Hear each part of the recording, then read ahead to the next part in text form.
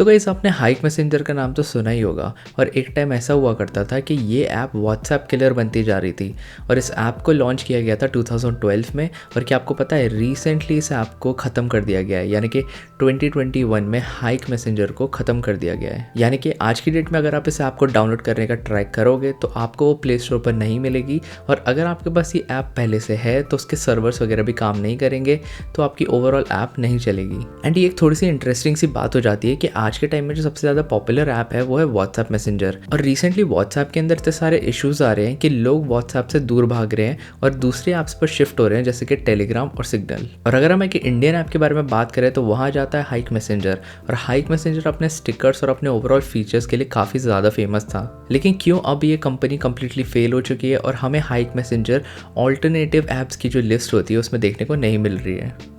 तो आज इस वीडियो में सारे क्वेश्चंस का आंसर करेंगे और पता लगेंगे कि हाइक मैसेंजर स्टार्ट कैसे हुई और वो फेल कैसे हुई। तो गाइस वीडियो अगर आपको पसंद आए तो उसको लाइक ज़रूर कर देना, चैनल को सब्सक्राइब करना मत भूलना। So hello guys, this is Sid from Tech Biscuit, let's get started. Hike messenger को 2012 में रिलीज़ कर दिया था और ये तब की बात है जब व्हाट्सएप धीरे धीरे इंडिया में एंटर कर ही रहा था और जो भी इंडियन यूज़र्स थे वो उन्होंने व्हाट्सएप को धीरे धीरे यूज़ करना स्टार्ट ही किया था। और जब हाइक मैसेंजर को लॉन्च किया गया था तो इसको एक सुपर ऐप बनाने की कोशिश की गई थी, यानी कि हाइक के अंदर आपको फेसबुक जैसे फीचर्स और इंस्टाग्राम जैसे फीचर्स देखने को मिलते थे। लेकिन उस टाइम की सबसे बड़ी प्रॉब्लम ये हुआ करती थी कि वहाँ पर उस टाइम नॉलेजेबल ऑडियंस नहीं थी और हर किसी के पास स्मार्टफोन नहीं हुआ करता था, और जो इंटरनेट का पेनिट्रेशन है इंडिया के अंदर वो बिल्कुल नहीं था। और अगर आप जियो की बात करोगे तो उसका तो नामो निशान ही नहीं था। और यही सबसे बड़ी प्रॉब्लम थी हाइक मैसेंजर के लिए उस टाइम पर। और हाइक मैसेंजर को नहीं चूज़ किया लोगों ने, व्हाट्सएप को इसलिए किया कि व्हाट्सएप उस टाइम पर काफ़ी ज़्यादा बेसिक सी ऐप थी, उसमें बहुत ज़्यादा इजी फीचर्स थे और वो हर किसी फ़ोन पर चल जाती थी। और उस टाइम व्हाट्सएप को फेसबुक ने एक्वायर नहीं किया था और उस टाइम व्हाट्सएप के अंदर बहुत ही ज़्यादा बेसिक से फीचर्स थे, जैसे आप टेक्स्ट मैसेजिंग कर सकते हो, कॉन्टैक्ट्स अब उसमें आप देख सकते हो, उसमें आप फोटो वीडियो वगैरह देख सकते हो, लेकिन उसमें आप वीडियो कॉलिंग नहीं कर सकते, वॉइस कॉलिंग नहीं कर सकते हो, जितने भी स्टेटस वगैरह वो नहीं लगा सकते। और यही चीज़ लोगों को ट्रैक की व्हाट्सएप की तरफ कि वो बहुत ही ईजी टू यूज़ ऐप है। और सबसे बड़ी बात थी कि उस टाइम वो डेटा यूज़ नहीं करती थी ऐप, बिल्कुल मतलब करती थी लेकिन बहुत ज़्यादा कम डेटा यूज़ करती थी मैसेजिंग के लिए। और अगर आपको फ़ोटो वीडियो डाउनलोड करने हैं तो आप कर सकते हो, लेकिन मोस्टली उस टाइम लोग फ़ोटो वीडियो डाउनलोड नहीं करते थे। और उस टाइम एक रूल हुआ करता था व्हाट्सएप का कि आपको इनको 50 रुपीज़ ईयरली देने पड़ते थे, वो इनकी फ़ीस हुआ करती थी। और क्योंकि वो फीचर कभी इंडिया में आया ही नहीं तो उस कभी ये जो रूल है वो कभी इंडिया में एप्लीकेबल था ही नहीं, क्योंकि व्हाट्सएप हमेशा से एक फ्री टू यूज़ ऐप रही है। तो यही उनका एक तरीका था अर्निंग करने का कि वो हर किसी से 50 रुपीज़ ईयरली लेते थे, लेकिन वो इंडिया में नहीं था। उसके बाद व्हाट्सएप को फेसबुक ने एक्वायर कर लिया। और अगर हम बात करें हाइक मैसेंजर की, तो जब उसको लॉन्च किया गया था तो उसको एक सुपर ऐप बनाकर लॉन्च किया था। अब सुपर ऐप का क्या मतलब होता है कि वो एक ऐप थी, उसके अंदर आपको सारी चीज़ें देखने को मिलती थी, यानी कि उसके अंदर आपको फेसबुक जैसा फीचर देखने को मिलता था। आप उसमें स्टेटस लगा सकते हो, उसमें फ़ोटो अपलोड कर सकते हो, उस फोटो पे आपको कोई भी कमेंट कर सकता है, यानी कि आपके कॉन्टैक्ट्स उसको लाइक कर सकते हैं, कमेंट कर सकते हैं, उस पर कमेंट पढ़ सकते हैं। और उसमें आपको ऑटोमेटिक क्रिकेट स्कोर भी देखने को मिल जाते थे। जब भी किसी क्रिकेट टीम का मैच होता था तो वो उनका स्कोर वहाँ पर शो करता था, चाहे आपको वो स्कोर देखना हो या फिर नहीं देखना हो। तो ये काफ़ी सारे आपको इंटरेस्टिंग से फीचर हाइक के अंदर दिखने को मिल जाते थे। तो हाइक के पास कोई भी एक यूनिक फीचर नहीं था, यानी कि हाइक के पास कोई एक ऐसा फीचर नहीं था जो उनको स्टैंड आउट कर सके। और उस टाइम जो हाइक मैसेंजर का सबसे बड़ा इशू था वो मैं आपको बता देता हूँ कि हाइक उस टाइम एक jack of all trades master of none था। अब इसका मतलब ये है कि वो किसी एक चीज़ में अच्छे नहीं थे, उन्होंने काफ़ी सारे फीचर्स को एक जगह पर डाल दिया था। जैसे इंस्टाग्राम को फेसबुक ने इसलिए एक्वायर किया कि इंस्टाग्राम फोटो शेयरिंग में काफ़ी ज़्यादा अच्छा था। व्हाट्सएप को फेसबुक ने इसलिए एक्वायर किया कि वो व्हाट्सएप यानी कि मैसेजिंग में काफ़ी ज़्यादा अच्छा था। तो ये सारी ऐप्स के अंदर कोई एक न एक क्वालिटी ऐसी थी जो उनको स्टैंड आउट करती थी, लेकिन हाइक के अंदर ऐसी कोई क्वालिटी नहीं थी। एंड ओवरऑल बात करें तो हाइक ने यूएस का बिजनेस मॉडल चूज़ नहीं किया, उन्होंने चाइना का बिजनेस मॉडल यूज़ किया। जैसे चाइना में भी एक सुपर ऐप है, उसका नाम है वीचैट। उसके अंदर आपको तरह के फीचर्स देखने को मिलेंगे,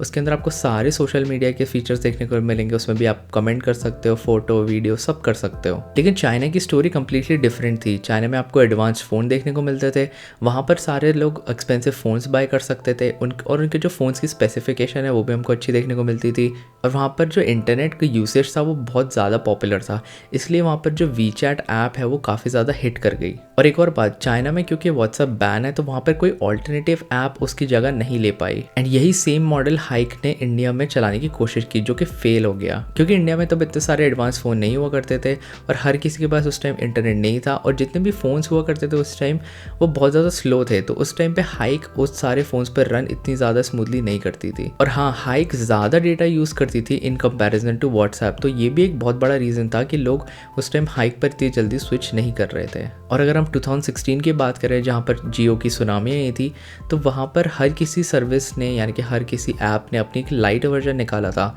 जैसे कि फेसबुक लाइट, ट्विटर लाइट, और इवन एंड्रॉयड ने भी अपना एक पूरा लाइट वर्जन निकाल दिया था जिसका नाम था एंड्रॉयड गो।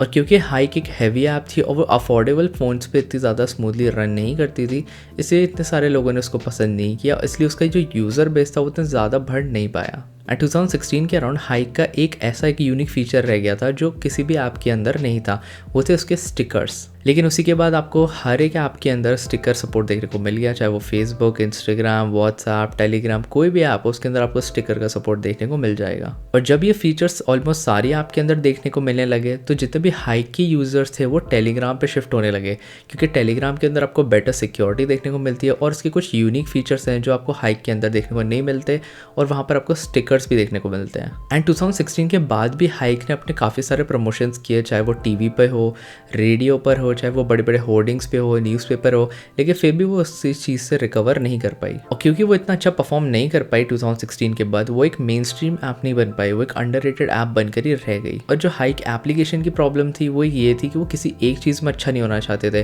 वो खुद का एक अपना एक सोशल प्लेटफॉर्म बनना चाहते थे। और इसी के साथ एक दूसरा रीज़न ये था कि जितने भी एप्लीकेशंस हैं व्हाट्सएप और इंस्टाग्राम, उनको बड़ी बड़ी कंपनीज बैक कर रही थी, यानी कि फेसबुक। जब फेसबुक ने इंस्टाग्राम और व्हाट्सएप को बैक किया तो उनमें काफ़ी सारे फीचर्स उन्होंने बढ़ा दिए, उसका सपोर्ट बढ़ गया, ओवरऑल जो एप्लीकेशन है वो अच्छी हो गई। और फेसबुक के एक्विजिशन के बाद जो व्हाट्सएप का ओवरऑल यूज़र बेस है वो बहुत ज़्यादा बढ़ गया, एंड इसी तरह टेलीग्राम भी काफ़ी ज़्यादा पॉपुलर हुआ, उसके बहुत ज़्यादा यूनिक फीचर्स थे जिसने यूज़र्स को बहुत ज़्यादा अट्रैक्ट किया। तो इतनी बड़ी बड़ी एप्लीकेशन से जिनको इतनी बड़ी बड़ी कंपनीज बैक करती है, उनसे कम्पीट करना भी मुश्किल हो जाता है। और हाइक के साथ ये भी एक प्रॉब्लम थी कि उसको किसी ने बैक नहीं किया, हाइक के पीछे कोई भी बड़ी कंपनी नहीं थी, जिसकी वजह से उसका जो यूज़र बेस है वो कम होता चला गया, वो इतनी ज़्यादा ग्रोथ नहीं कर पाई। और जैसा कि आपको पता ही होगा कि व्हाट्सएप की जो प्राइवेसी पॉलिसी है उसके अंदर कितने सारे इश्यूज़ आ रहे हैं, और इसी वजह से टेलीग्राम पे सारे यूज़र शिफ्ट होते जा रहे हैं व्हाट्सएप से। और अगर हाइक आज के डेट में लॉन्च हुई होती या फिर वो ऑलरेडी इतनी अच्छी होती तो जितने भी जो व्हाट्सएप और टेलीग्राम के यूज़र्स हैं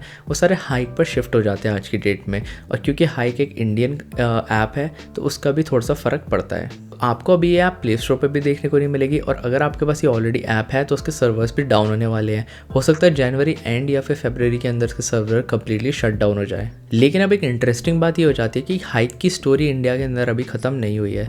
रिसेंटली हाइक ने अपने 2 न्यू प्रोडक्ट्स को अनाउंस किया है जिसका नाम है वाइब बाय हाइक और रश बाय हाइक।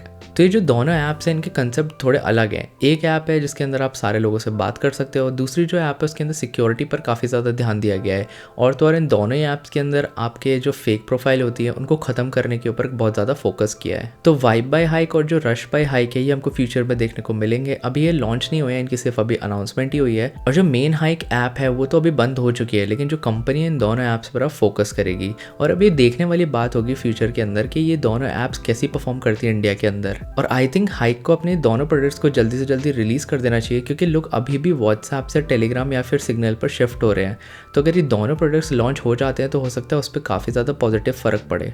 और व्हाट्सएप को तो आप देख ही सकते हो कि कैसे वो आपकी जो स्टेटस अपडेट्स वाला एरिया होता है उसमें अपनी स्टोरीज दिखा रहा है कि क्या वो इन्फॉर्मेशन ले रहे हैं क्या नहीं ले रहे हैं। बेसिकली वो डैमेज को कंट्रोल करना चाहते हैं, एंड काफ़ी सारे यूज़र्स उस चीज़ को देख के सोच रहे हैं कि ये इतनी बड़ी बात नहीं है, व्हाट्सएप ने बोल दिया कि हमारा डेटा नहीं ले रहे हैं वो वाला, तो फिर शायद नहीं लेंगे।